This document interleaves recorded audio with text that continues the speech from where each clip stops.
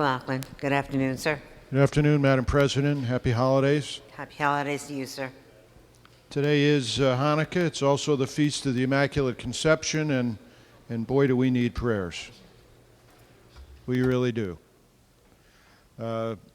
Senator Kaine, I think, was eloquent in his description of since his arrival. I came in shortly after Senator Kaine. You were a special election, as I recall, and I arrived in January of 2009, and this is all I've dealt with is deficits.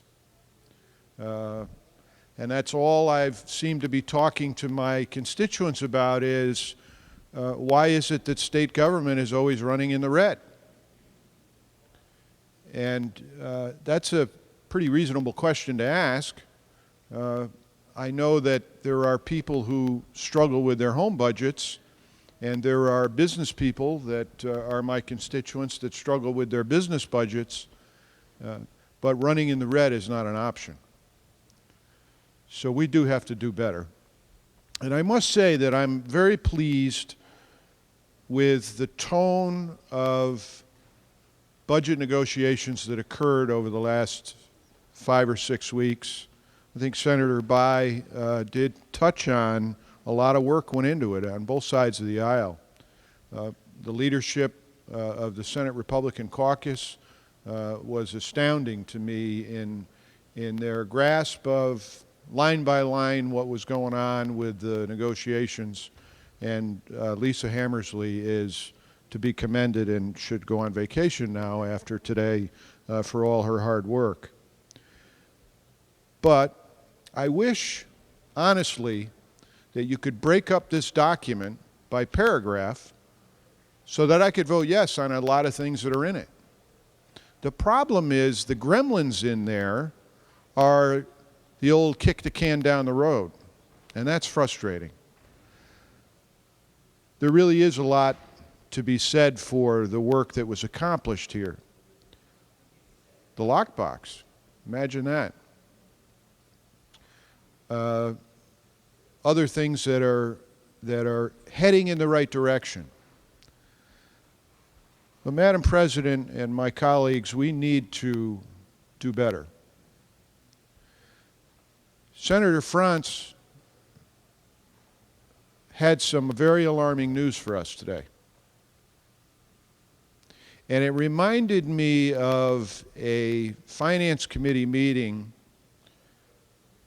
where Representative John Fry from Ridgefield, who sits right behind me in the Finance Committee, took the microphone to tell us about General Electric planning to leave Connecticut. That was an earth-shattering day, I think, for a lot of people in the state capitol building. I think it even made people who don't follow politics to take pause and say, what are they doing up there that GE would want to run away? Well, I think Senator France may have just given us another one of those warnings, shot across the bow, so to speak. If the wealthy of Connecticut, who love this state and love the quality of life, can take their wealth elsewhere because we're not being responsible with the tax dollars that they're paying, what's that tell you? You know, this building likes to tax the rich and the evil corporations, and let us not harm the middle class, and let us not harm the poor of the state of Connecticut.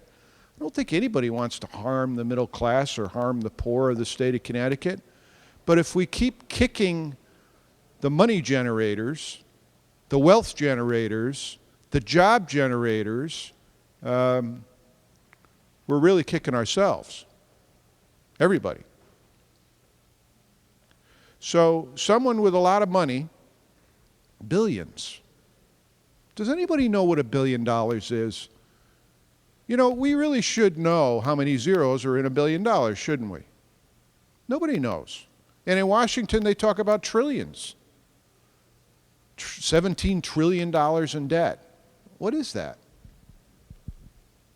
it's more money than you can imagine. And frankly, I think elected officials have to get a better grasp on what all these hundreds of thousands and millions and billions of dollars really are. And what they really are is debt for our children, grandchildren, and generations to come.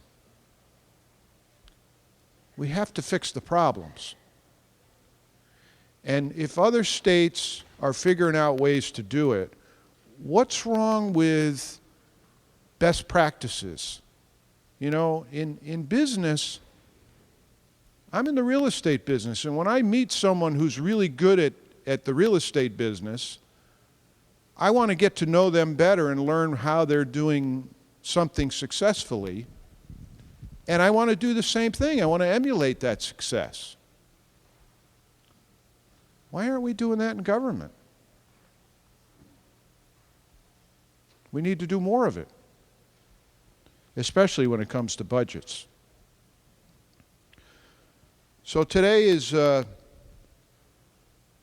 good day in some ways because we actually have some agreement. I want to state once again that if you broke this document into paragraphs, you'd have an awful lot more green lights on the tote board today. You really would. But the gremlins in this bill are really ugly. And they're not helping the residents of Connecticut. And so I urge rejection. Thank you.